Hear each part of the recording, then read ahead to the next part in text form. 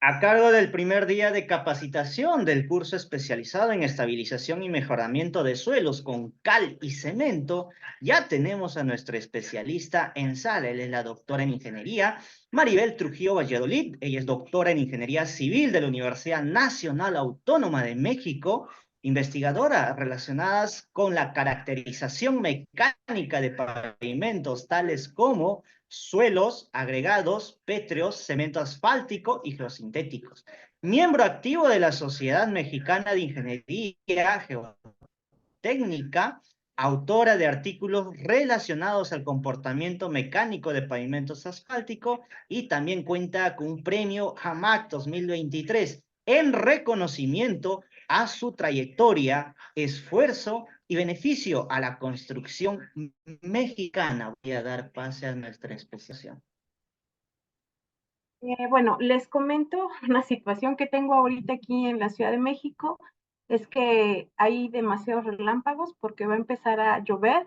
Espero no tener problemas con la conexión, porque bueno, son problemas ajenos que no puedo solucionar, pero espero que no. Si veo que empieza a llover, voy a deshabilitar mi cámara para que no se vaya a afectar la conexión, ¿ok?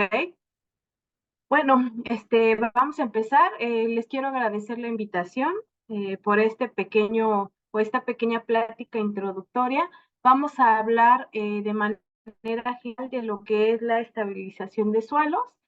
Primeramente vamos a platicar de conceptos básicos y ya que tengamos estos conceptos básicos bien planteados, pues lo vamos a enfocar un poco a lo que viene siendo la estabilización con cal y cemento, que podría decirse que es el procedimiento de estabilización más básica que nosotros podemos conocer, ¿ok? Entonces, partiendo de esa idea, pues vamos a empezar a trabajar. Si en algún momento no me escuchan, o me pueden interrumpir, ¿no? Porque, bueno, les comento que tengo este problema de que va a empezar a llover. Les voy a hacer grande la pantalla. Eh, bueno, vamos a empezar. El tema que vamos a desarrollar de manera breve es la estabilización de suelos con cal y cemento. ¿Cuáles son los temas que vamos a ver primeramente? Aquí dice que el tema principal va a ser la naturaleza de los suelos y su compactación. Dentro de este tema vamos a ver los subtemas, que es composición y clasificación de suelos, materiales de un terraplén, los efectos de compactación, las deformaciones y dos características muy importantes en el proceso de compactación en suelos, que es la porosidad y la permeabilidad. Entonces, para entrar dentro de este concepto, muchos que tal vez no tenemos la experiencia dentro de este tema, que se podría decir que es un tema más especializado, ¿no? Muchos de nosotros cuando estudiamos lo que es una licenciatura, una maestría, no hay una materia que se enfoque específicamente a lo que es el mejoramiento de suelos. Esto ya comúnmente se viene a aprender posteriormente con la práctica, ¿no? Entonces, muchos nos preguntaríamos, ¿para qué o qué? ¿De qué se trata, no? ¿Qué es el mejoramiento de suelos? Entonces, si lo tratamos de enfocar en un sentido amplio, se va a referir a la alteración de cualquier propiedad del suelo, pero esta alteración tiene el objetivo de mejorar su comportamiento. Entonces, nosotros al mejorar el comportamiento de este suelo, lo que estamos buscando es incrementar su compacidad. Entonces, dentro de estos principios o métodos que nosotros vamos a utilizar para compactar el suelo, vamos a encontrar que hay distintos procedimientos. Los más comunes vamos a ver que se encuentra lo que es la compactación misma del suelo, que dentro de ese concepto nosotros podemos establecer que es un aumento de densidad a partir de medios mecánicos, ¿no? Recuerden que cuando nosotros generamos esta compactación, debemos de analizar que no generemos un grado de compactación mayor al requerido. Porque ahí lo que podemos buscar, en lugar de tener un beneficio, es romper la estructura del suelo. Otro de los conceptos que tenemos es lo que es la precarga.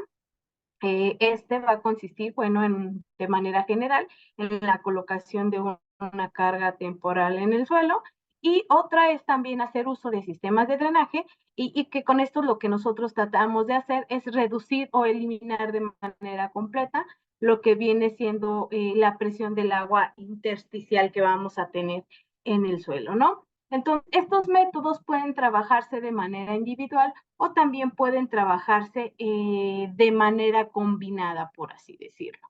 Entonces, lo único que vamos a buscar con estos métodos es aumentar la densidad de nuestros materiales aplicando fuerzas externas, ¿no? Estas fuerzas externas, dijimos que estos métodos se podrían llevar a partir de medios mecánicos, y estos medios mecánicos pues pueden ser medios estáticos o medios dinámicos, ¿no? Dependiendo del procedimiento que vayamos a realizar. Una vez que hemos definido, digamos, el método que vamos a utilizar para la densificación del suelo, debemos de entender qué es ese concepto, ¿ok? Entonces, los efectos que nosotros vamos a generar con la densificación de nuestro material va a ser primeramente una disminución de vacíos. Esta disminución de vacíos nos va a generar una mayor resistencia en nuestro estrato de suelo o capa de suelo que vayamos a mejorar, ¿no? ¿Qué otro efecto hay? Hay un mayor rozamiento interno entre las pequeñas partículas que hay en el suelo. Entonces, nosotros al reducir esos vacíos, vamos a generar un nuevo reacomodo dentro de las partículas del suelo, se va a incrementar el rozamiento y bueno, ese es el efecto que se da, y también podemos generar una impermeabilización de este suelo. Al hacer la reducción de los vacíos, bueno, también vamos a hacer una expulsión de lo que vendría siendo agua y aire, ¿no? Que es de lo que viene o de lo que están compuestos los vacíos en el suelo, ¿no? Entonces, para todo esto debemos de considerar cuáles serían las cualidades que nosotros le proporcionaríamos al suelo.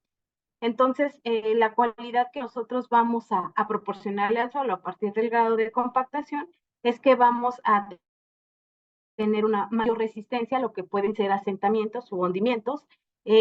Vamos a tener mayores resistencias a lo que van a ser esfuerzos cortantes, y también vamos a ser menos susceptible a lo que van a ser cambios de volumen, ¿ok?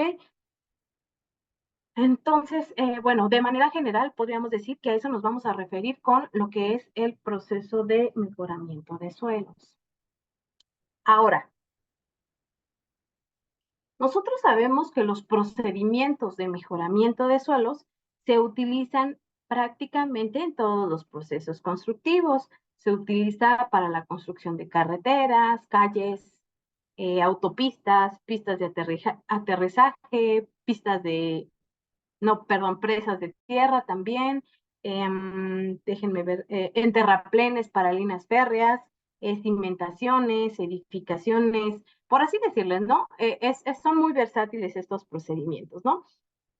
Pero de manera general, la compactación o este proceso constructivo va a representar aproximadamente de un 3 a un 5% de lo que van a ser los costos globales que podemos tener en esta construcción, ¿no? Entonces, es una actividad significativa que nos va a repercutir en costos, y de ahí viene su importancia de la calidad, ¿no? Y también viene relacionado con la duración o la eficiencia de nuestro proyecto, ¿no? Si tenemos un buen mejoramiento de suelos, vamos a tener un buen rendimiento, ¿no?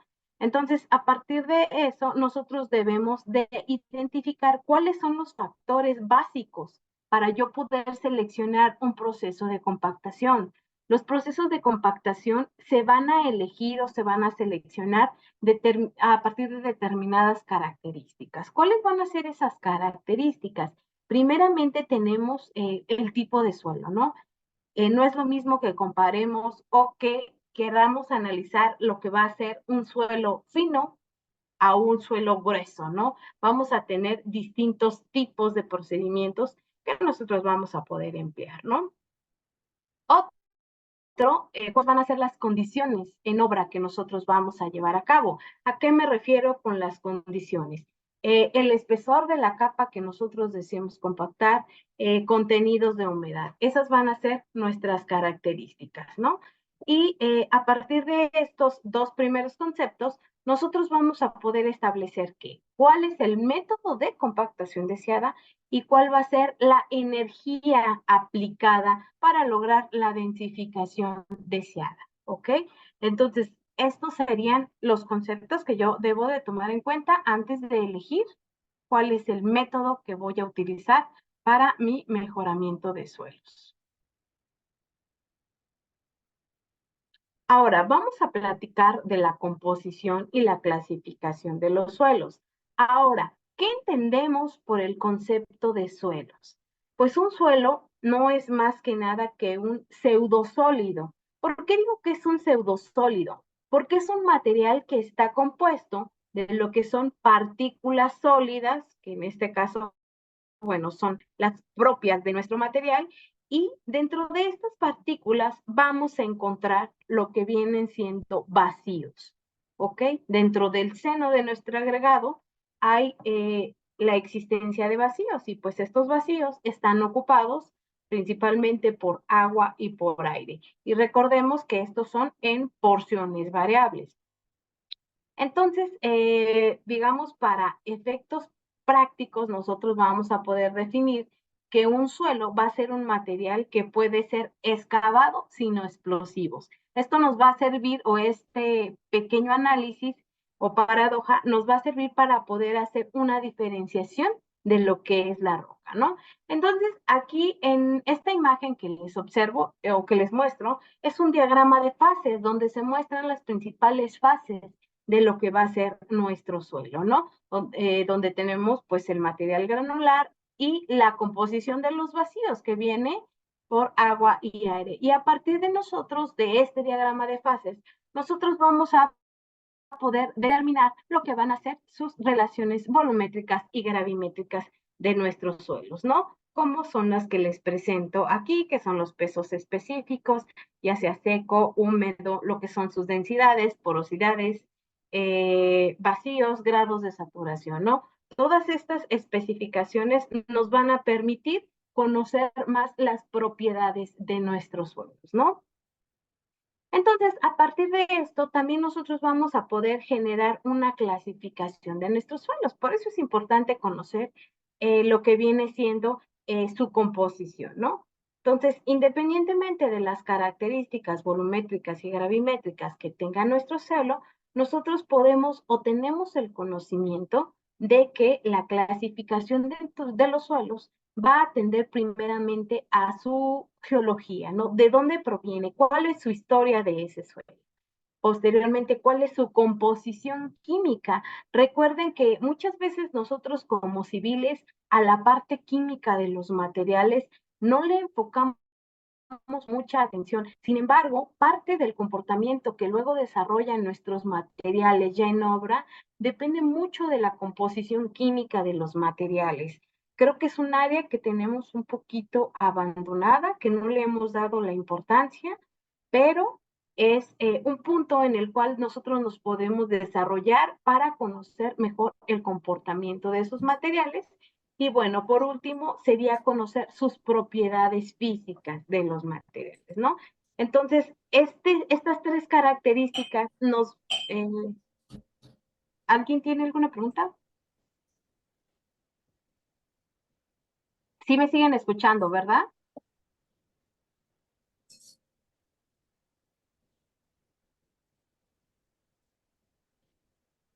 ¿Sí me escuchan? Sí, sí, ingeniera, le estamos Ok. escuchando. Cualquier Ajá. cosa me comenta, ¿no, Inge? Porque le digo que tengo miedo de que se me vaya la señal. No se preocupe, ingeniera, le paso la voz. Ok, gracias. Les comentaba que teníamos estas propiedades que era la geología, la composición química y sus propiedades físicas. Entonces, si estas llegan a tener alguna variación, cualquier variación que tenga, va a variar el comportamiento del material, ¿no? Entonces, por eso es importante que realicemos este estudio, ¿no? Para saber cómo se va a comportar nuestro material, si va a tener deformaciones importantes, cómo se comporta en función de su permeabilidad, etcétera, etcétera, ¿no? Entonces, nosotros debemos de analizarlo. Y esto recuerden que va enfocado principalmente a suelos. Por eso hice la diferenciación entre suelo y roca, ¿no? Porque la roca tiene un comportamiento completamente diferente, ¿no? Y a partir de ahí también debemos de conocer que esto viene muy ligado a lo que es la parte geológica, cuál va a ser la procedencia de donde viene mi suelo, ¿no? Si es un suelo transportado, y a partir de ahí, pues si fue transportado por acción de agua, acciones de viento, glaciares o nuestros famosos suelos residuales, ¿no? Entonces, todo esto es lo que nosotros debemos de analizar principalmente al inicio de que llega a nuestro suelo, ¿no? Tratar de hacer un reconocimiento visual y, bueno, ya posteriormente podremos hacer un análisis de sus relaciones volumétricas y gravimétricas. Si queremos conocer parte de lo que viene siendo la composición química, es importante que realizáramos estudios petrográficos, que son estudios, no sé si en alguna ocasión a algunos de ustedes les ha tocado hacer esos estudios petrográficos, se hacen unas láminas de lo que viene siendo el agregado y se analizan a partir de un microscopio y se observa pues cómo viene la composición de todo este material, ¿no? Eso es alternativo, ¿no? No es una parte obligatoria que se realice en la ingeniería para hacer una clasificación de un suelo, ¿no? La segunda fase que nosotros tendríamos que analizar es la clasificación de suelos. Al tratarse de un suelo fino, si estamos hablando ahorita particularmente, pues lo vamos a hacer a partir de nuestros límites de consistencia o límites Afterberg, ¿no? ¿Cómo vamos a nosotros realizar esto, no? Entonces vamos a tener que analizar o realizar el procedimiento de la granulometría, ¿no? Que la granulometría no es más que la clasificación del suelo a partir de determinada distribución o tamaño de sus partículas, como les muestro aquí en la imagen, ¿no? Se observa las mallas por diferentes aberturas y al final tenemos la bandeja, ¿no? Después de un proceso de tamizado, aquí en este caso tenemos el tamaño de las mallas estandarizadas y podemos o se observa lo que es una clasificación de lo que viene siendo el material en función a qué, al tamaño donde está retenido, ¿no? Entonces, a partir de eso, nosotros vamos a poder hacer una clasificación por granulometría. Entonces, vamos a obtener lo que viene siendo nuestro análisis granulométrico, donde obtenemos los porcentajes retenidos y el porcentaje que pasa en función a lo que es el tamaño de la malla, ¿no? Y a partir de esto, bueno, ya establecemos los límites donde se separa el material y podemos observar esta clasificación. Entonces, les comentaba, esta es más que nada lo que viene siendo nuestra granulometría obtenida a partir de lo que va a ser estos tamaños que nosotros vamos a poder caracterizar. La caracterización de estos materiales, ¿para qué nos sirve obtener distintos tamaños de partículas? Nos va a permitir diferenciar cuál es la estructura de nuestro suelo. Vamos a poder definir si tenemos un suelo típicamente que puede ser una grava, en este caso, o un suelo grueso, por así decirlo, que pueden ser gravas o arenas sueltas, o que vamos a tener en su mayoría que prevalecen los suelos finos, como pueden ser las arcillos y los limos, ¿no? Entonces, a partir de estos materiales, pues nosotros vamos a conocer su comportamiento, ¿no? Entonces, como ustedes saben, por ejemplo, las gravas no pueden retener agua capilar, ¿no? Debido al tamaño de vacíos que se presenta entre sus partículas a diferencia, digamos, de unas arenas, ¿no? Que se mantienen unidas, entonces estas sí guardan un determinado grado de humedad, ¿no? Y las tensiones capilares que se pueden presentar en este suelo, pues van a variar, ¿no? Pero también tenemos conocimiento de que en este tipo de suelos pues hace falta cohesión, ¿no?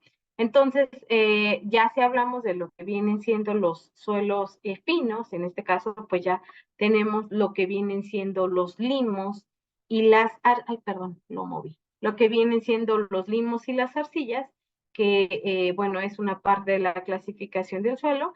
Sabemos que son suelos que tienden a ser más cohesivos, que son materiales que tienden a ser plásticos, muchas veces llegan a tener contenidos de humedad altos, eh, entre otras características, ¿no? Entonces, a partir de eso, nosotros vamos a realizar nuestra curva granulométrica. Si nos enfocamos un poco en lo que viene siendo los suelos finos para lo que viene siendo la compactación, bueno, vamos a enfocarnos en lo que vienen siendo coeficientes, ¿no? Estos coeficientes son característicos de una curva granulométrica y a partir de los diámetros efectivos que nosotros vamos a obtener a partir de las lecturas de nuestra curva granulométrica, ¿no? Este concepto de los coeficientes de uniformidad y los coeficientes de curvatura es un concepto introducido por Hassen para obtener estos coeficientes, ¿no? Entonces, primeramente vamos a platicar un poquito del coeficiente de uniformidad, que aquí aparece en la pantalla, que es el CU, que nos dice que es D60 sobre D10. Entonces, sí les estoy comentando que son diámetros efectivos. Entonces, a partir de este es el diámetro efectivo de las partículas correspondiente a X porcentaje, ¿no? Si nos vamos, por ejemplo, al de 60, como habíamos dicho, son todas las partículas que pasan a partir de lo que viene siendo el 60%.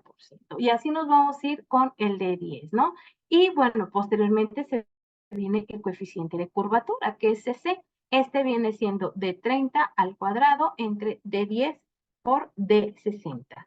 Ahora, un valor de CC entre 1 y 3, nos vamos a referir que es un suelo que está bien graduado. ¿Qué quiere decir? Que tenemos una buena distribución granulométrica de todos los tamaños, ¿ok? Entonces, ese vendría siendo que es un suelo bien graduado. Ahora, cuando tenemos valores de coeficiente de uniformidad que son inferiores a 5,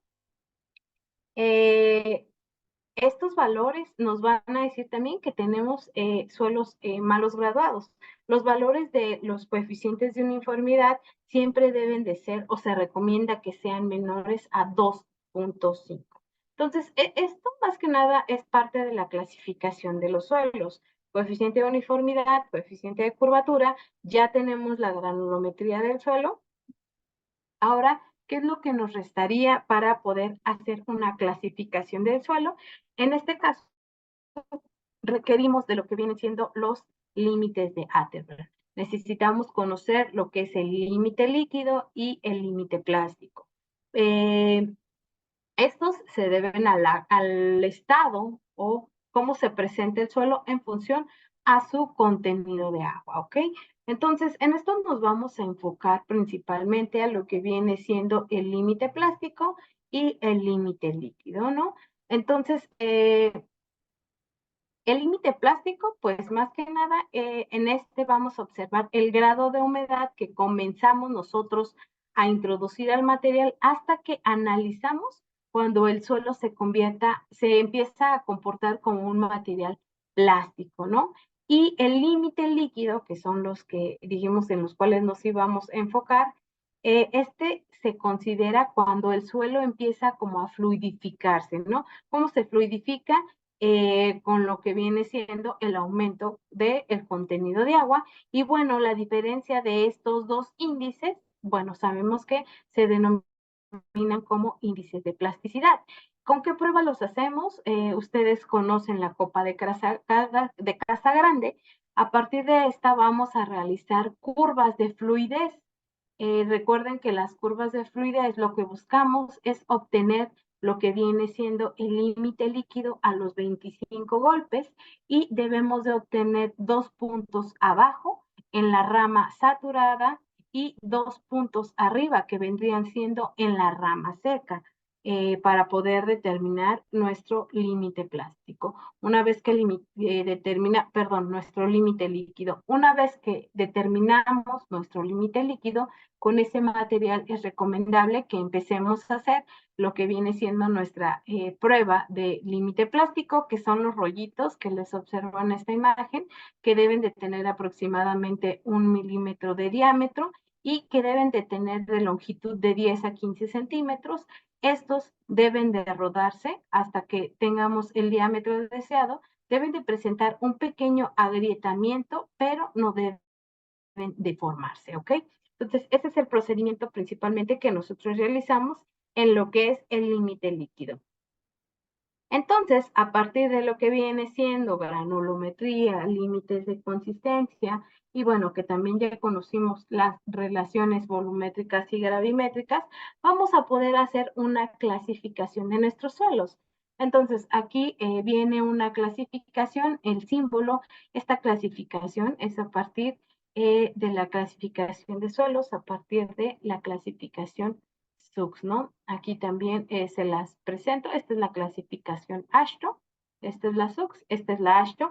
Personalmente, aquí en México, nosotros realizamos a partir de la SUC, que es el Sistema Unificado de Clasificación de Suelos. Entonces, a partir de estas clasificaciones, nosotros vamos a poder determinar, o más bien determinamos el tipo de suelo, ¿no? Entonces, ya con estas características lo podemos establecer. Aquí, por ejemplo, vienen los símbolos GW, GP, SW, ML, CL. Estos se deben porque son símbolos que se encuentran en inglés. Por ejemplo, la G simboliza que es grava, la S simbolizan arenas, la W en el caso de G viene siendo que es bien graduada y la P que sería mal graduada.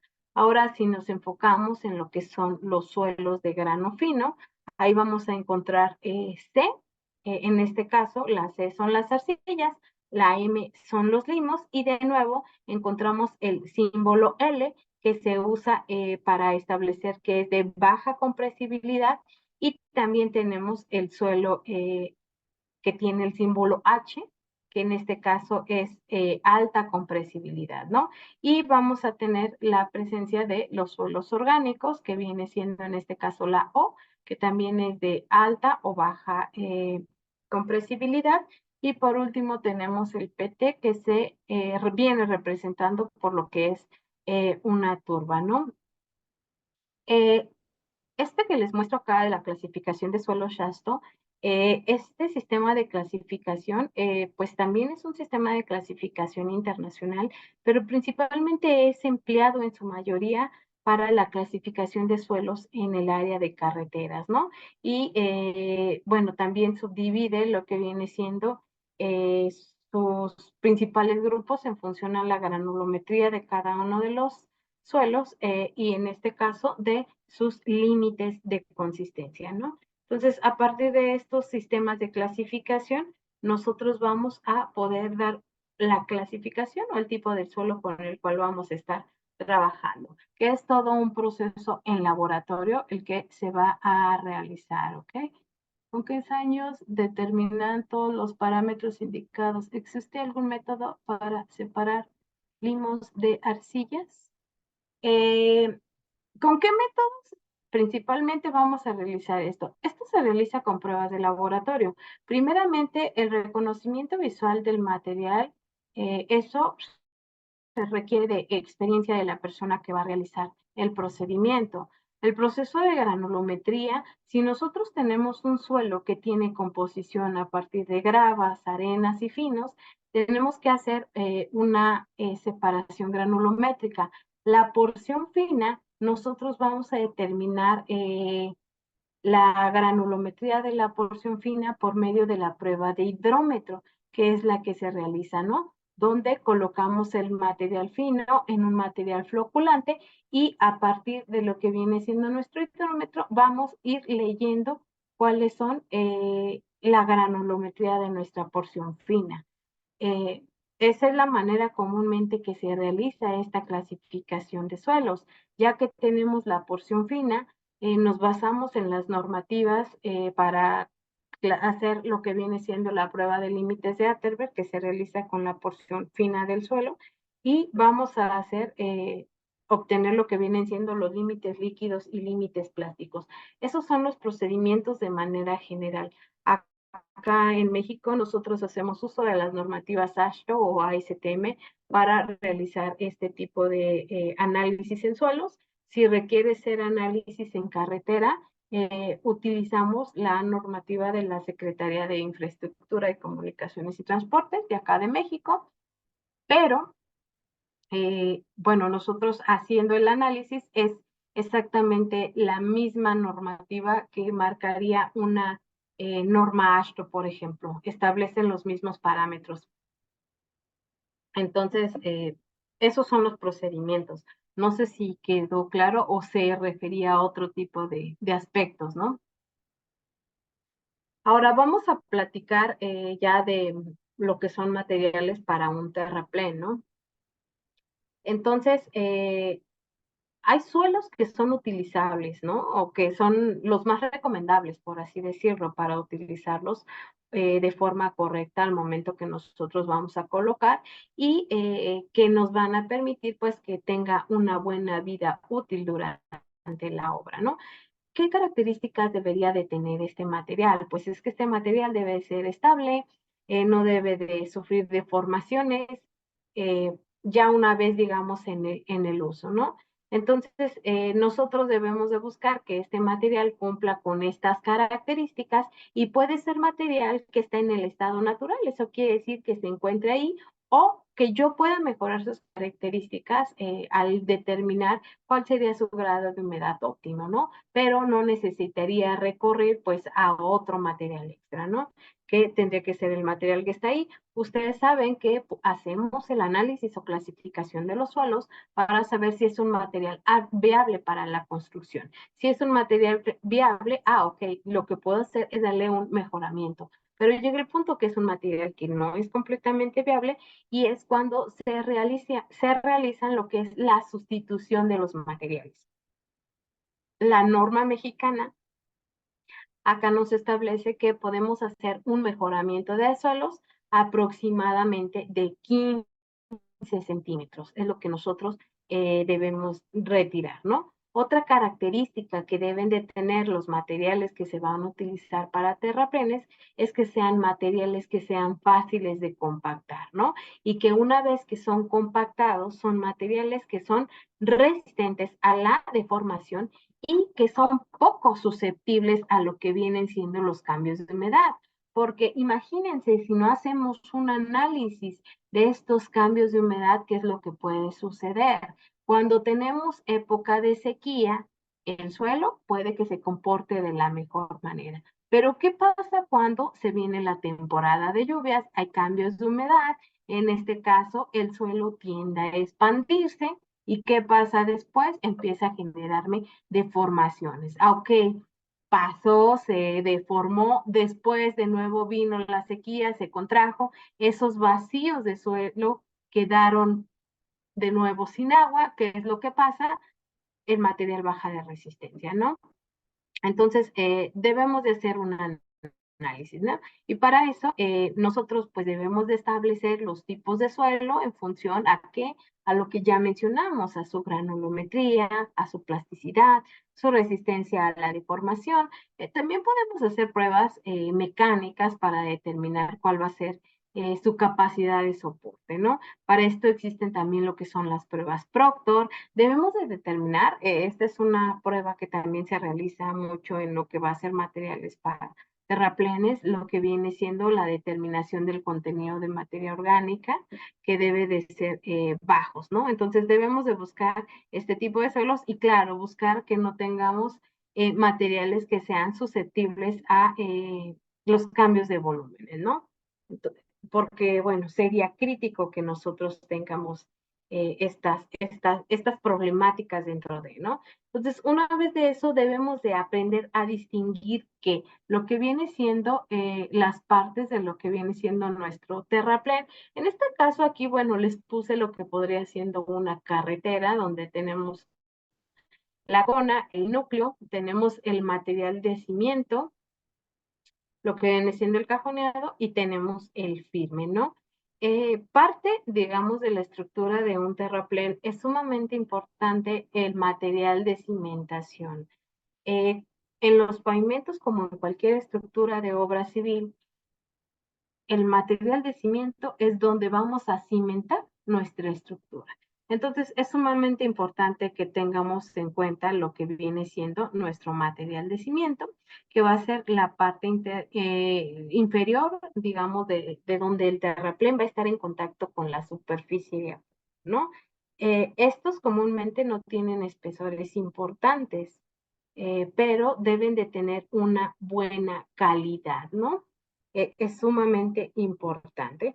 Si hablamos de lo que viene siendo una coronación, si nos enfocamos solamente en un terraplén, aquí les digo, es la estructura de un pavimento, pero si nos enfocamos en un terraplén, este también tiene una corona, que sería la parte superior del terreno, ¿no?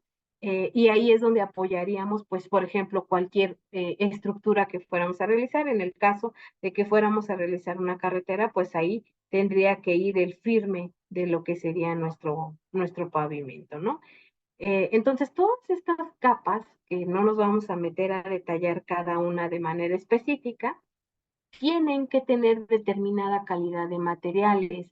Me gustaría pensar que allá en Perú, como acá en México, nosotros tenemos normativas para cada tipo de material. Entonces, dependiendo la ubicación o el tipo de material a emplear, es las características que nos piden, ¿no? ¿Y cuáles las características? Se las vuelvo a repetir: granulometría, densidades, límites de consistencia. Entonces nos piden, este material debe de tener determinadas características granulométricas para poder ser utilizado como material de cimentación o para poder ser utilizado como material de terraplén en la corona.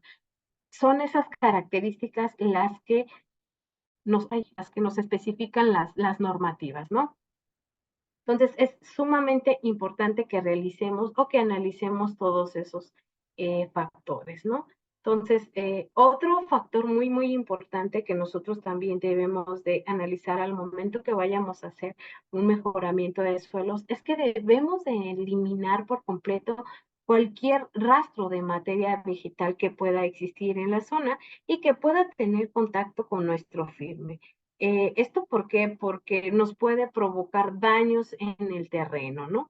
Entonces, deben de verificar que no exista presencia de lo que viene siendo materia vegetal, ¿no? Que nos pueda generar en un futuro problemas, ¿no? Entonces, hay que realizar los procedimientos constructivos previos para realizar un desmonte adecuado y tener un material en las mejores condiciones.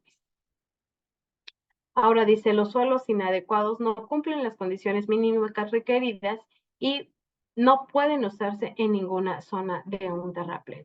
Entonces, aquí viene parte de lo que viene siendo la consecuencia, ¿no? Si tenemos un suelo inadecuado en el cual no hicimos una caracterización previa, no sabemos si cumple o no cumple con las características mínimas establecidas por tolerancia, ¿no?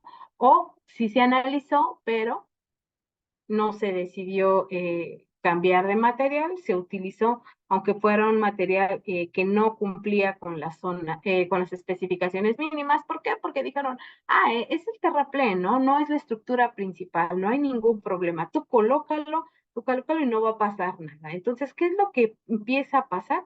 Pues cuando no cumple con las características o las especificaciones mínimas, bueno, pues ya después se nos vienen los problemas, ¿no? Y en este caso, bueno, aquí les muestro imágenes donde, bueno, se observa que es un material que no fue estudiado previamente. ¿Por qué? Porque al corto plazo empezó a generar problemas, ¿no? ¿Y esto por qué se pudo haber presentado? Porque digamos que en condiciones ideales la estructura estaba trabajando de manera adecuada, pero ¿qué pasa? Después se nos vino una inundación y ¿qué pasó? Ok, empezó a haber cambios en nuestro material. Entonces, ya de ahí podemos analizar que no fue un suelo adecuado, ¿no? Y estos materiales los pudimos ver trabajado. ¿Por qué? Porque hicimos una clasificación y dijimos, ok, este no está cumpliendo con las especificaciones. ¿Qué puedo hacer yo como ingeniero para mejorar este tipo de materiales? La opción más económica y más viable para que entre dentro de tolerancias es hacer el mejoramiento o la estabilización de los suelos con cemento y cal, que vamos a platicar un poquito más adelante, ¿no? De manera un poco más profunda, ¿no?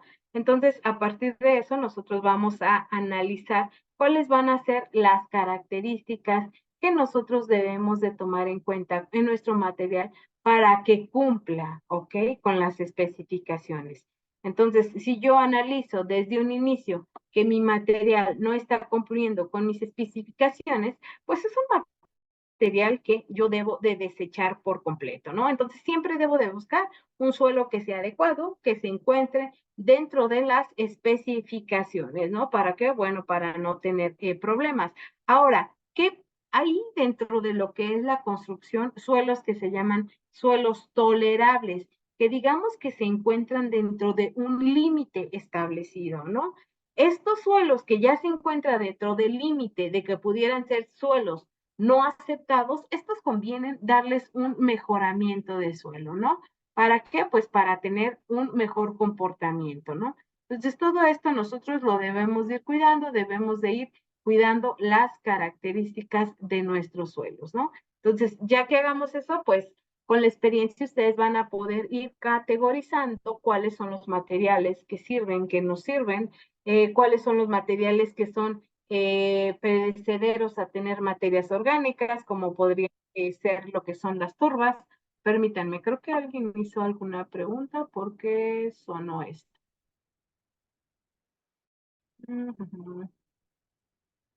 Ah, creo que no. Entonces, todo eso son los que nosotros debemos de analizar.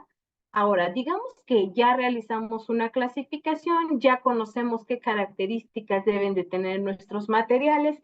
Estas características, les comento, sí son muy específicas dependiendo de cada país. Esta plática yo he dado con algunas personas del Departamento de La Paz en Bolivia y llegó un punto en que hicimos comentarios de acuerdo a las especificaciones de México y de acuerdo a las especificaciones de Bolivia y eran un tanto diferentes. Pero bueno, la naturaleza de los suelos que se tiene en Bolivia, la naturaleza de los suelos que tenemos aquí en la Ciudad de México, aquí en la Ciudad de México tenemos suelos un tanto conflictivos, tenemos arcillas, tenemos en lados arcillas sensitivas, entonces, todo esto causa determinados problemas en la construcción, ¿no? Tenemos muchos problemas de asentamientos. Entonces, eso es lo que nosotros, el CBR para una subtrasante, el CBR para una subtrasante, para aplicar suelo cemento. Roberto, no entiendo bien tu pregunta. Dice, ¿el CBR para una subrasante para aplicar suelo cemento? ¿Cuál es la pregunta que, o qué es lo que deseas saber?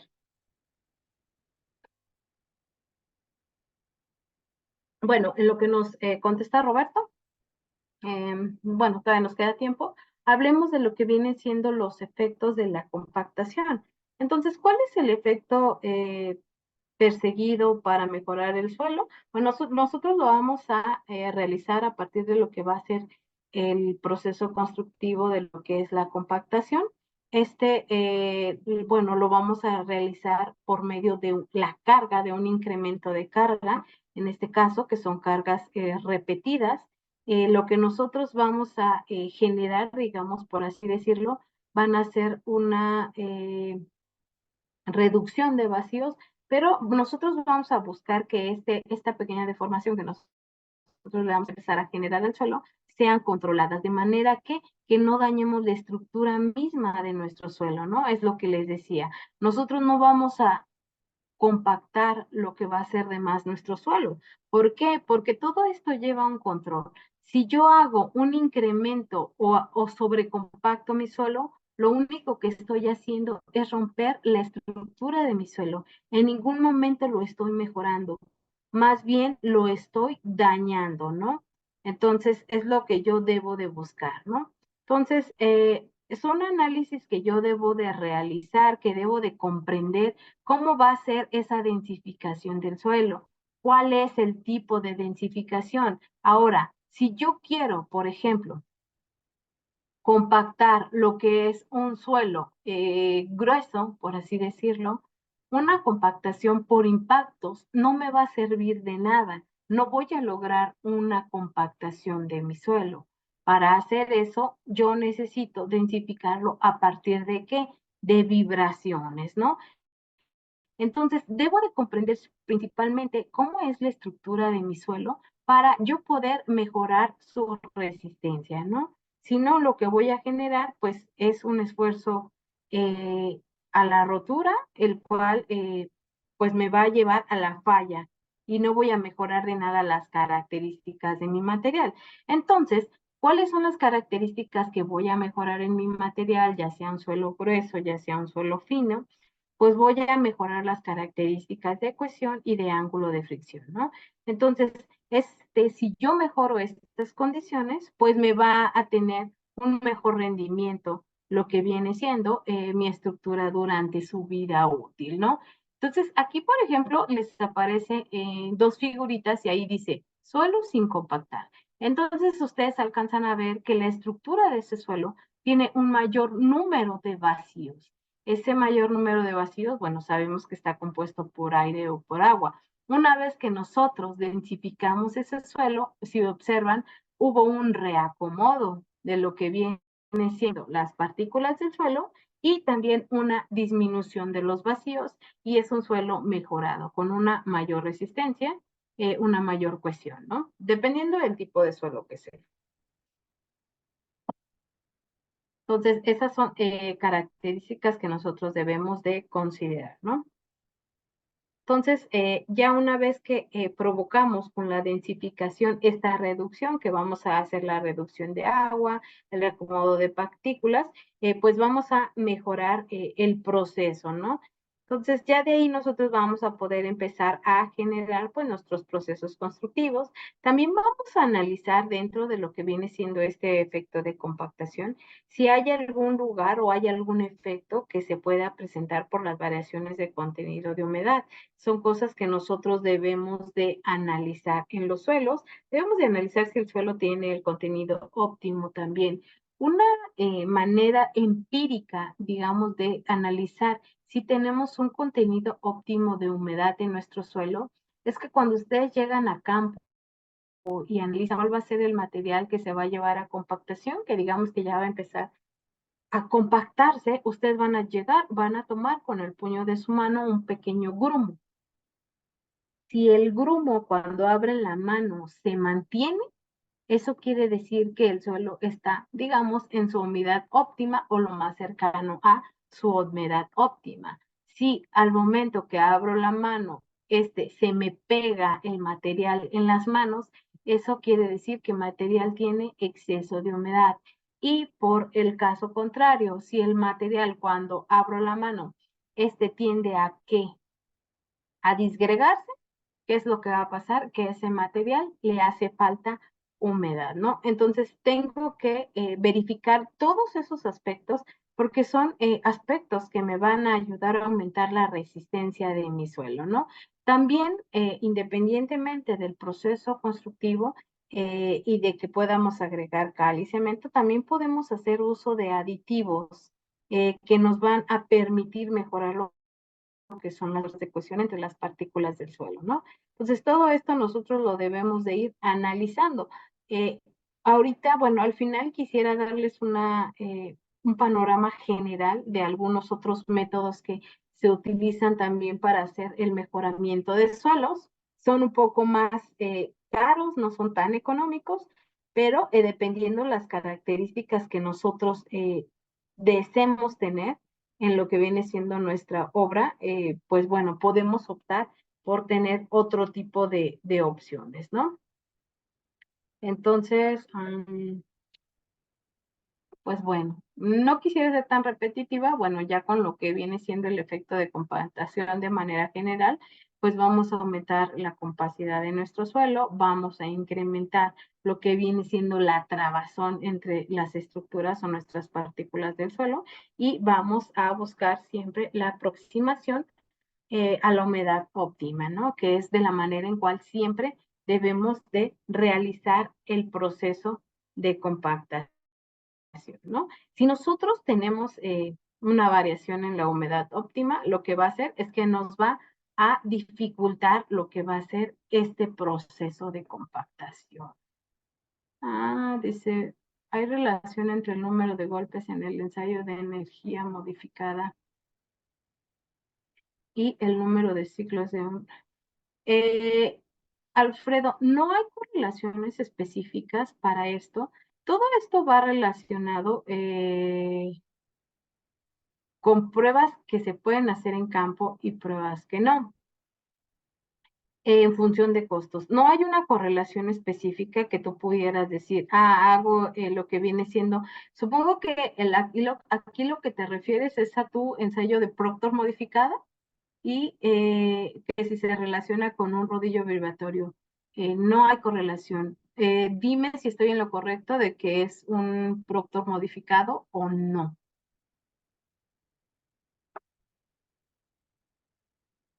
Permítanme, ya no contestó. Sí, Proctor modificada. Si no, no hay una relación. Roberto ya no nos contestó, no nos preguntó nada, entonces, vamos a hablar, digamos, más adelante, Alfredo, de lo que viene siendo el ensayo Proctor. Ahorita, digamos que estoy hablando de los conceptos básicos de manera muy general, pero en los 3 días que nos restan, nos vamos a enfocar ya más a esos ensayos y nos vamos a enfocar si estuviéramos realizando este tipo de ensayos ya en materiales, ya sea con cal o cemento, ¿no? Ahorita simplemente son conceptos básicos que la verdad, bueno, no sé aquí personas de qué niveles haya, no sé si hay estudiantes. Entonces, yo comenté al ingeniero al momento de programar el curso, eh, me comentó que había la opción de que ingresaran varios estudiantes.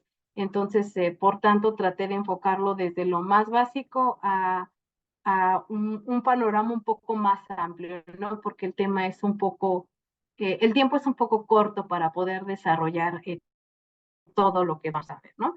Entonces, un tema importante que tenemos también que trabajar en lo que es compactación de suelos, ahorita viendo todos los conceptos, vemos que hacer un proceso de mejoramiento requiere tener demasiados conceptos extras, ¿no? Entonces, ¿por qué me es importante analizar lo que vienen siendo las deformaciones? Entonces, si yo tengo una magnitud de carga, digamos, importante en el suelo, a su vez me puede provocar desplazamientos importantes, ¿no? En lo que viene siendo el grano del suelo y me puede generar la rotura de la estructura, por ejemplo, o deformaciones plásticas importantes, ¿no? Lo que yo debo buscar es que sí se van a generar deformaciones, pero yo tenga deformaciones elásticas en mi suelo, ¿no? Entonces, que al momento que yo le aplique una carga, ok, el suelo tiende a deformarse, pero se me recupere. Eso es lo que yo estoy buscando. Lo peor que me podría pasar en este momento, si estoy haciendo un mejoramiento de suelos, es que al momento de que yo le estoy aplicando ya una carga que va a ser permanente, el suelo presente una deformación que sea un no recuperable, ¿no? Esto quiere decir, pues que no va a cesar, que no se va a recuperar, ¿no? ¿Y qué es lo que va a suceder en la estructura del suelo? Pues se van a empezar a generar esfuerzos de tensión laterales, que son los esfuerzos que van a estar trabajando en lo que viene siendo el confinamiento del material, y lo que me puede provocar este tipo de materiales es que desaparezca lo que vienen siendo las tensiones verticales, y bueno, es un problema en lo que viene siendo nuestros suelos. ¿Ok? Entonces, eso es lo que nosotros debemos de verificar en el suelo, ¿no? Sobre todo estos aspectos nosotros los debemos de verificar en lo que vienen siendo los suelos finos, ¿no? Que podemos tener deformaciones importantes.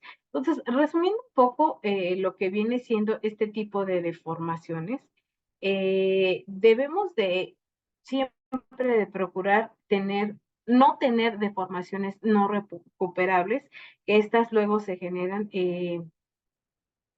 principalmente cuando no tuvimos un buen proceso de compactación. En este caso, vamos a empezar a tener esas deformaciones que van a ser no recuperables y que van a ser generadas por la carga, ¿no? Vamos a buscar siempre que tengamos presente lo que son deformaciones elásticas en nuestros suelos, y lo recomendable es que se presenten con el mayor retraso posible, ¿no? Originados por la carga, como siempre. Y bueno, necesitamos conocer siempre los asentamientos, cuál es el asentamiento que se establece en la norma, ¿no? Entonces, nosotros estos asentamientos, digamos, en un terraplén, los podemos hacer a partir de lo que viene siendo el ensayo de la prueba Proctor. Ustedes saben que dentro de lo que es la prueba Proctor, como lo habían comentado, tenemos el Proctor estándar y tenemos el Proctor modificado, y también podemos hacer este ensayo Proctor en condiciones secas y en condiciones húmedas, pues para analizar lo que vienen siendo estas deformaciones en los suelos, ¿no? Permítanme ver otro comentario. Dice, en un suelo granular, ¿se compacta o se sella? Roberto, en los suelos granulares también nosotros nos vamos a referir a proceso de compactación. Estos también los podemos compactar, pero los medios de densificarlos son diferentes. Les había comentado a un inicio que el suelo fino, por ejemplo, nosotros lo podemos compactar a partir de impactos, y un suelo granular no lo podemos compactar a partir de impactos. ¿Por qué? Porque le vamos a romper la estructura a los granos, ¿no? Entonces, esto lo hacemos a partir de densificaciones, ¿ok? De esa manera lo podrías hacer. No es precisamente que le realices un sello. Dice, a diferencia de la deformación elástica y la deformación plástica, no, es muy diferente una deformación elástica a una deformación plástica. La deformación es cuando el suelo sufre la deformación y recupera. Cuando tenemos una deformación plástica, el suelo se deforma y ya no se recupera, Alfredo. Esa es una diferencia que podrías ver. Se observa esto claramente en curvas de esfuerzos de formación, ya cuando tenemos un esfuerzo residual, ¿no? Cuando se presenta el esfuerzo residual en un gráfico, eso quiere decir que ya tenemos una deformación plástica. Entonces, vamos al último tema. Todavía no nos da tiempo. Yo creo que sí nos da tiempo de terminarlo. Vamos a platicar un poquito de lo que viene siendo la porosidad en el suelo. Este parámetro de porosidad en suelo no es más que nada que, pues, digamos, el índice de vacíos que tiene el suelo, ¿no? Y que está relacionado mucho con el volumen de sólidos que va a tener nuestro material, ¿no? Entonces, estas relaciones de las cuales nosotros estamos comentando nos van a permitir estudiar la variación de lo que viene siendo el pico de un suelo en función a sus vacíos, ¿no? Entonces, estas definiciones nosotros a partir de o cómo las vamos a poder expresar o deducir, ¿no? Entonces las vamos a poder deducir a partir de N, que viene siendo porosidad, y relación de vacíos. Si ustedes se dan cuenta, y también, bueno, dijimos que estas estaban en función de lo que vienen siendo los pesos específicos de nuestro material.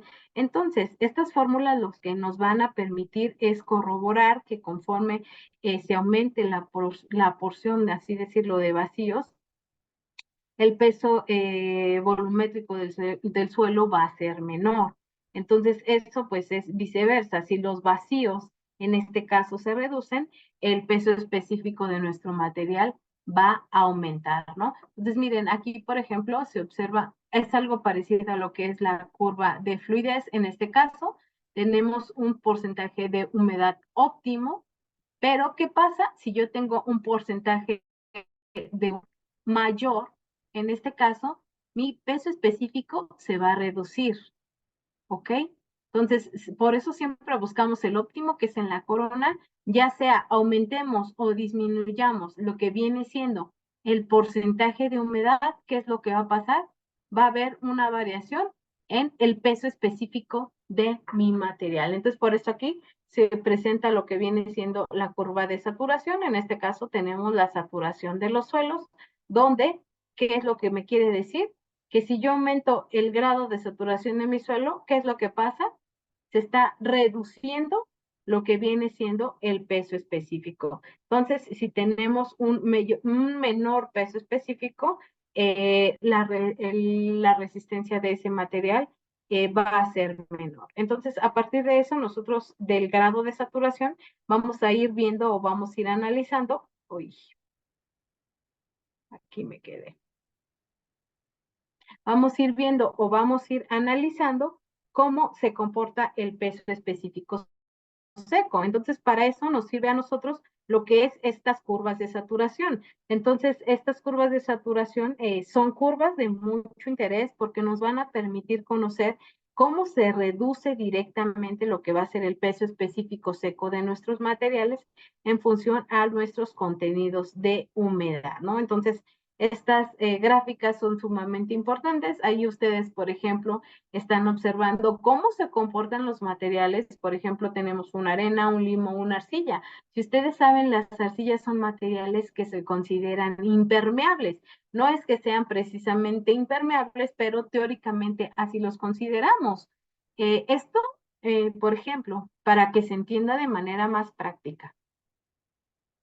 ¿Qué pasa cuando ustedes van a la playa? En la playa tenemos arenas finas, ¿no? Entonces, esos son materiales que son drenantes. ¿Qué va a pasar con el agua en una arena? Ustedes han observado cuando llega la ola y cubre completamente la playa. Entonces, se va la ola y el agua no se mantiene ahí. Directamente el agua que se mantuvo dentro de es drenada por el material. Ahora, ¿qué pasa en una arcilla? Ustedes les ha pasado en las arcillas, por ejemplo, que llueve, ¿no? ¿Y qué pasa? El agua se queda ahí encharcada. Y si pasan, ustedes pueden analizar que pueden pasar los días y esa agua sigue ahí encharcada. ¿Por qué? Porque estamos considerando que la arcilla es un material prácticamente que es impermeable. Entonces, no me está permitiendo el paso de agua, ¿no? Entonces, ahí no va a haber tanto un cambio de lo que va haciendo su peso volumétrico, a diferencia de lo que podría existir en otros tipos de suelos. Entonces, eso es lo que yo debo de aprender a verificar. Parte del entendimiento de todo este procedimiento es que yo comprenda analógicamente cómo funciona la humedad, cómo funcionan los pesos específicos, cómo se va a comportar el suelo, y esto viene relacionado con los límites de consistencia, cómo se va a comportar mi suelo, que yo ya clasifiqué, que yo ya sé qué tipo de material es en función al grado de saturación que encuentre. Entonces, todo va a estar variado siempre en un margen de saturación en el cual puede sufrir mi suelo una vez compactado. ¿Cómo se va a comportar mi suelo? Ok, yo ya lo compacté, pero el suelo siempre va a estar sometido a cambios de humedad. ¿Cómo va a haber esos cambios en lo que vienen siendo sus vacíos en función al volumen total que va a tener? ¿Cómo se va a ver afectada la permeabilidad de material? Entonces, todo esto nosotros lo vamos a analizar. Entonces, ¿todavía nos queda tiempo, ingeniero, para que vea esta última diapositiva?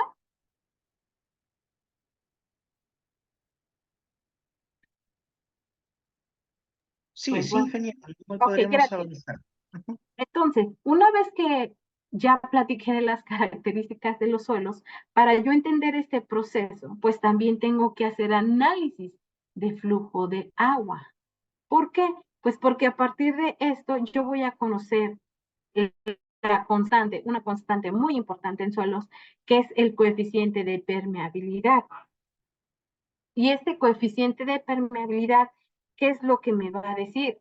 Pues este me va a dar una idea de cómo se va a comportar la velocidad del flujo en mi suelo, y esto va a ser también en función a lo que es mi gradiente hidráulico, que esto no viene siendo más que nada que la ley de Darcy, ¿no?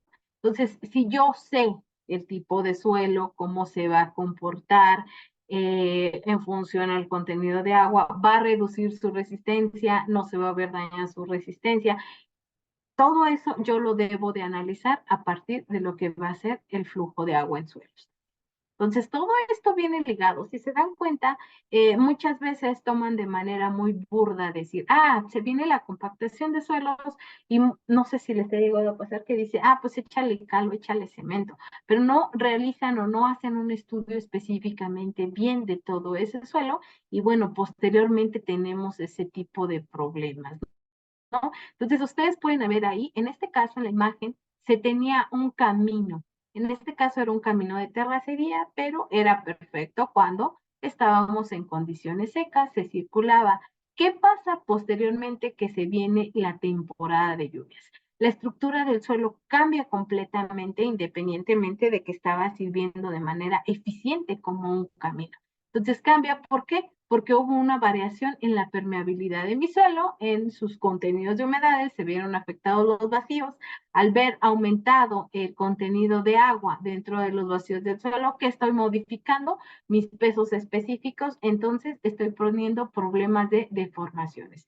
Ahí la imagen está un tantísimo exagerada, pero vean los problemas que se llegan a tener en un suelo donde no se tuvo una compactación adecuada, ¿no? Entonces tenemos deformaciones importantes.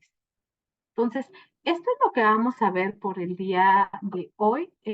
Nos quedaría ya pendiente la determinación de la compactación de un suelo, que es el siguiente, donde ya vamos a ver curvas de compactación, densidad de suelos granulares, que es parte de lo que habían preguntado, ensayos Proctor, sistemas de compactación, compactación normal, compactación seca, ensayos de resistencia, lo que viene CBR y, bueno, la famosísima prueba de placa. Entonces, ya de aquí, bueno, vamos a empezar a platicar un poquito más ya de lo que viene siendo una compactación, ya con los elementos que estábamos mencionando al inicio del título de estas pláticas, que van a ser cemento y cal, ¿ok? Entonces, no sé si tengan preguntas de esta primera plática que tuvimos. Estoy atenta a sus comentarios. Genial, ingeniera Maribel. Vamos a pasar, estimados participantes, a la ronda de consultas. Bueno, a nuestros amigos de la plataforma Zoom sí han estado interactuando ahí con nuestra especialista, pero en la plataforma del Facebook, ingeniera, créeme que hay un montón de preguntas y no le podía alcanzar. La voy leyendo algunas, ¿le parece? Ajá, claro. Bien. Ronald Rueda nos menciona, en caso de tener suelos propensos a licuación, ¿qué mejoramiento de suelos recomienda realizar previo a la colocación del paquete estructural del pavimento?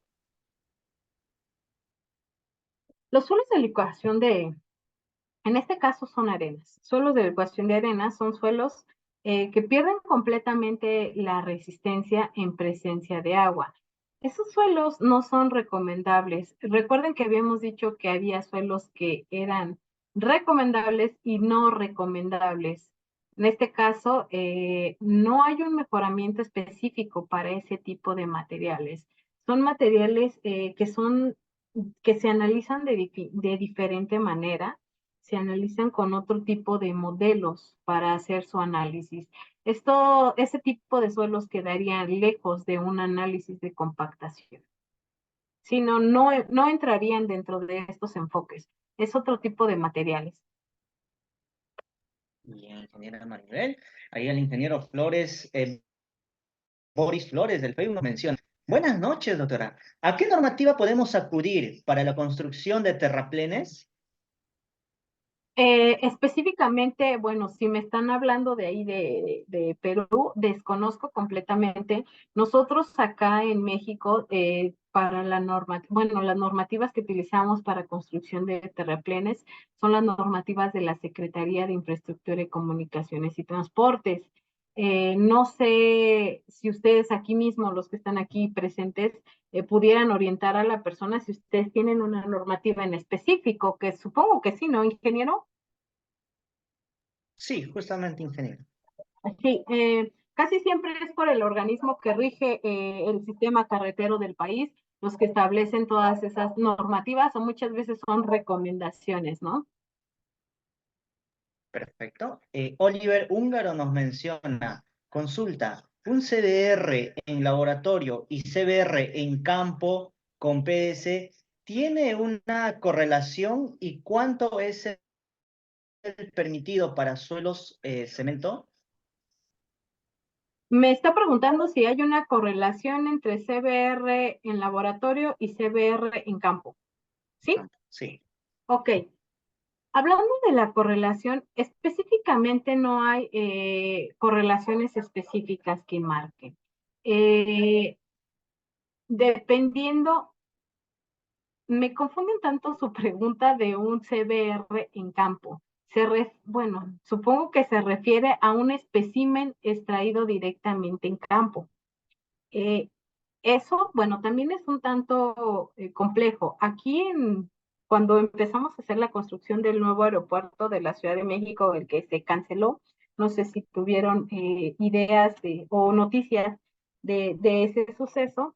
El material que nosotros tenemos aquí para donde se iba a construir el aeropuerto eran arcillas completamente. Se estaban teniendo asentamientos muy importantes, entonces se construyeron ciertos terraplenes de precarga. Lograr estos terraplenes de precarga, que es uno de los métodos para generar una densificación del suelo, se necesitaban obtener pruebas de CBR, pues para conocer nuestras resistencias, ¿no? Entonces, estos CBRs, lo que querían o lo que pidió la constructora era realizar CBRs que se realizaron en campo específicamente. Pero, bueno, estos terraplenes que se colocan para hacer la densificación del suelo, también se colocan o se construyen con un determinado grado de compactación. Entonces, al momento de realizar lo que es el labrado de los CBRs para poder introducirlos al molde Proctor, es demasiado complejo por la dureza que llegan a tener los materiales. Si ustedes han visto, los moldes Proctor no tienen ninguna parte como afilada que nos permitiera ir introduciendo el molde en campo. Entonces, comúnmente, hablando específicamente en México, los ensayos de CBR no se realizan con especímenes de campo por la dificultad de labrar, o muchas veces están labrando y la muestra ya rompió, ¿no? Entonces, casi todos los CBRs se realizan en laboratorio. Entonces, no sé si es a lo que se refería con su pregunta, ingeniero. No sé si la pudiera aclarar un poquito, si era a la que se refería, pero una correlación de un CBR en campo con un CBR en laboratorio no existe. Por lo menos en la normativa mexicana no la tenemos. Bien, ingeniero. Ahí el ingeniero Felipe nos envía, bueno, va ayudando también por las redes sociales. Ahí lanza una normativa que se envía 220.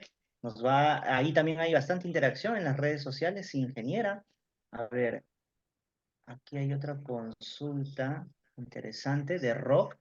Nos menciona la prueba de deflectometría. ¿Nos Ajá. podría apoyar en el proceso constructivo del pavimento? Claro que sí, la prueba del deflectómetro esa, es una prueba muy versátil, más que nada nos va a medir deflexiones. ¿Qué tanto nos analiza lo que es la cuenca de deflexiones? Entonces, nos va a permitir medir cualquier irregularidad que podamos tener en la capa, ¿no? A partir del retrocálculo, nosotros vamos a poder analizar lo que viene siendo cómo se encuentra la estructura de nuestro pavimento.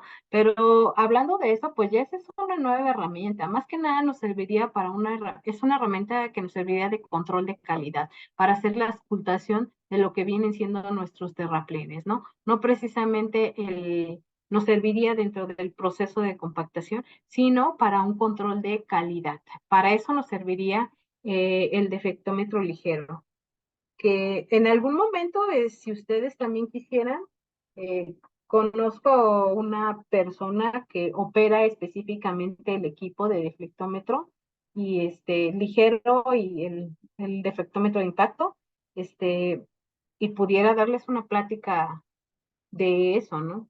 Específicamente de deflectometría en pavimentos. Contesto una que está aquí, ingeniero, dice, ¿a qué se refiere que se rompe la estructura de un suelo por exceso de compactación? Ok, esta pregunta está sencilla. Por ejemplo, nosotros, digamos, tenemos un suelo, digamos, tenemos una arcilla, tenemos con determinado porcentaje de vacíos. Esos vacíos que tienen agua y aire están debilitados, nos hace que sea un suelo débil. Entonces, yo quiero aumentar la resistencia de ese suelo.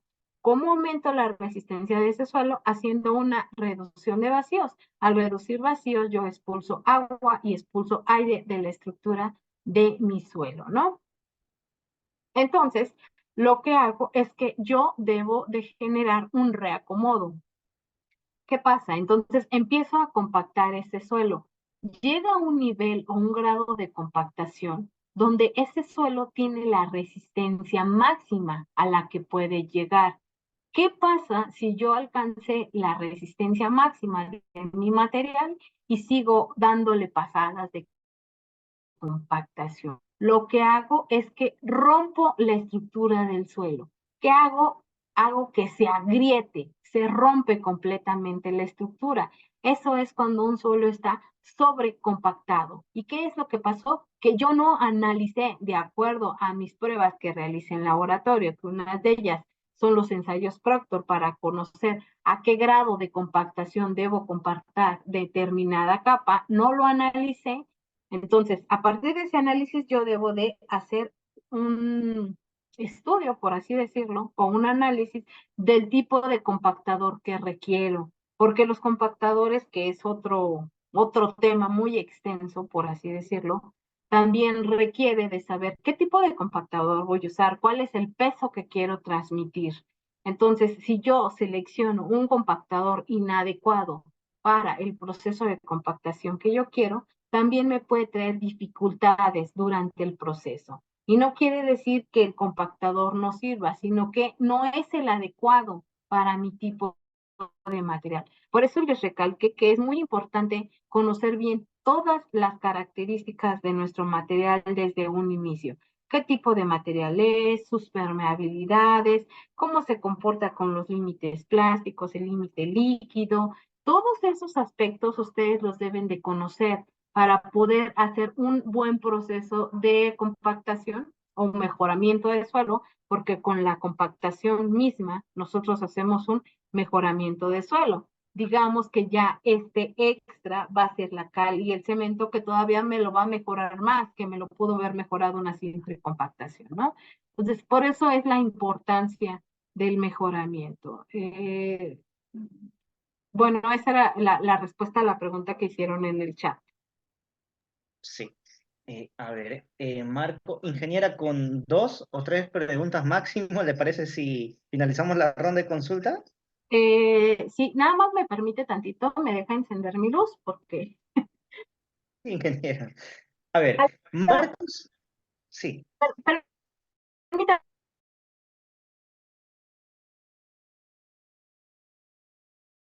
su audio, ingeniera, se ha desactivado.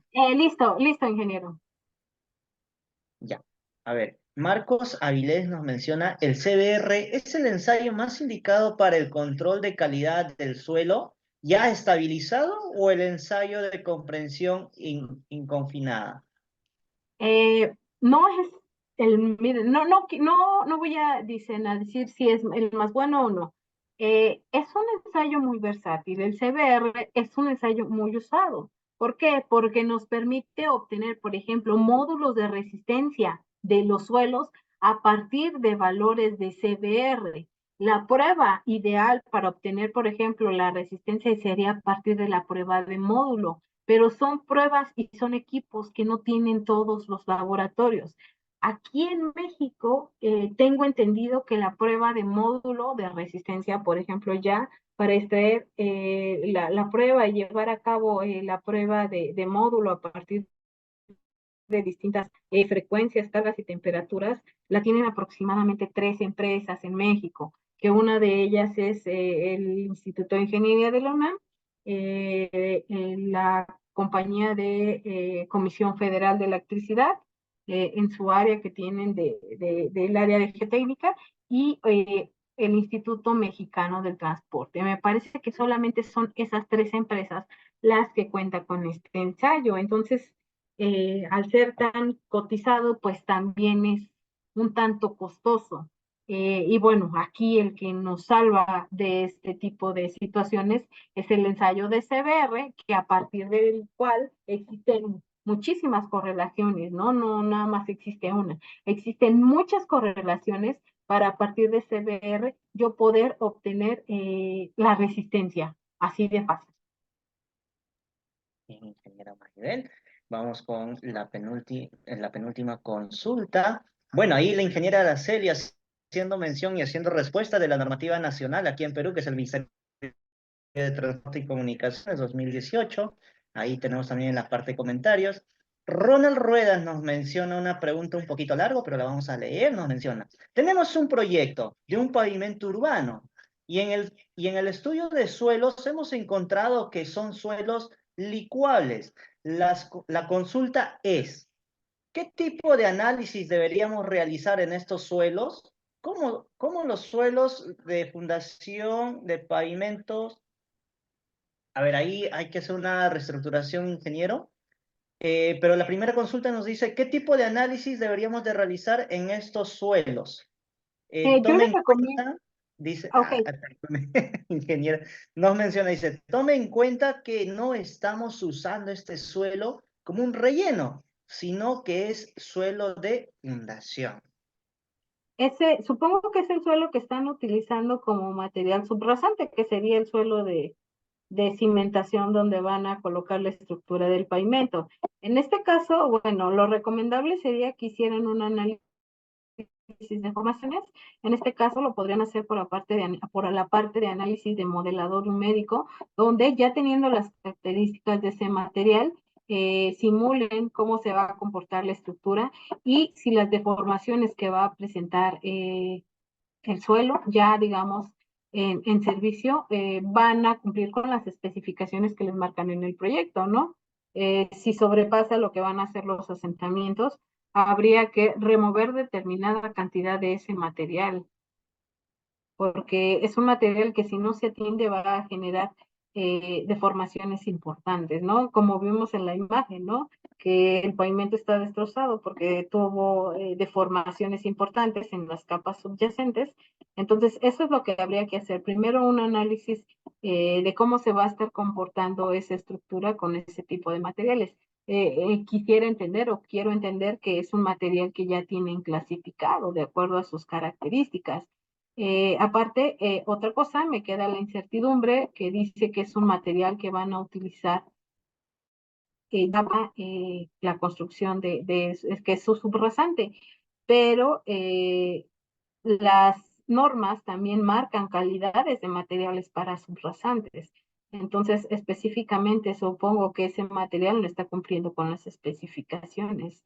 Entonces, también podrían, una vez que hagan el análisis, si en caso de que no cumpliera, podrían hacer un análisis de algún tipo de un aditivo para el suelo para ver de qué manera podrían mejorarle las características y hacerlo menos susceptible. Esa sería Bien, mi recomendación. bien, ingeniera, vamos con una última consulta de Gerardo Miguel Pizarro. Nos menciona, ingeniera, buenas noches. ¿Qué comentarios tiene respecto de que la corrección por sobretamaños debería ser una ecuación lineal y no un valor fijo? Esto debido a la variación de porcentaje de sobretamaños entre la muestra de laboratorio y las diferentes muestras del ensayo de densidad de campo. Sí debería de ser, pero bueno, todavía parte de las teorías que se establecen dentro de lo que viene siendo hablando de estructuras de pavimento, todavía son estructuras muy empíricas. Ahorita los métodos, ay, se me fue el nombre, los empírico-mecanicistas son los que están empezando a tomar fuerza para hacer otro tipo de consideraciones, ¿no? Lo que comenta el ingeniero. Pero independientemente de eso, todavía parte de las metodologías que nosotros utilizamos, por ejemplo, acá en Latinoamérica, son metodologías que ya están viejas, no están tan actualizadas y muchos ingenieros de la vieja escuela, que todavía son los que están a cargo dentro de procedimientos y normativas, todavía se rehúsan a cambiar ese tipo de procedimientos, ¿no? Esas son partes de las dificultades que tenemos todavía como ingenieros y que son las que tenemos que ir trabajando, ¿no? Muchas veces cosas antiguas nos funcionan y nos siguen funcionando bien, pero no quiere decir que sean digamos, las mejores aproximaciones a lo que nosotros estamos realizando, ¿no? Entonces, sí, pues ese sería mi comentario, ¿no? Efectivamente, ingeniera. Bueno, aquí al ingeniero John de las redes sociales haciendo una acotación importantísima también, que el módulo de elasticidad es igual al módulo de resiliente, ¿no? Aquí en Perú ya está diseñado y lo denominamos el módulo resiliente.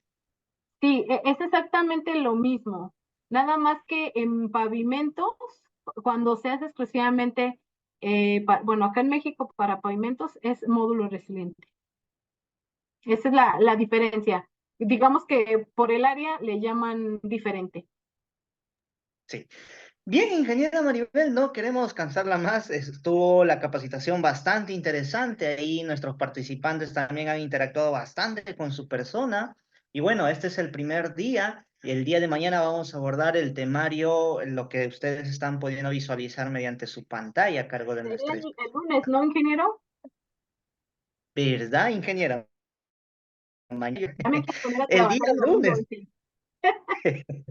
¿Verdad, ingeniera Maribel? El día lunes, estimados participantes, corrijo por favor, el día lunes, minutos antes de las 7, nos estamos volviendo a conectar ahí con la especialista para poder llevar a cabo el segundo día de capacitación. Muchísimas Claro que gracias, sí. ingeniera Maribel. Y bueno, yo les pido disculpas por no haber podido tener encendida la cámara. Yo el lunes ya espero, bueno, que no tenga ningún tipo de este tipo, bueno, de estos problemas ambientales, y bueno, podamos ya desarrollar el curso ya de manera más iterativa. Cuídese, ingeniera, y un fuerte abrazo a la distancia de Perú hasta Muchas México y nos gracias a estaríamos todos. reencontrando. Gracias y que tengan muy buenas noches. Muchísimas gracias.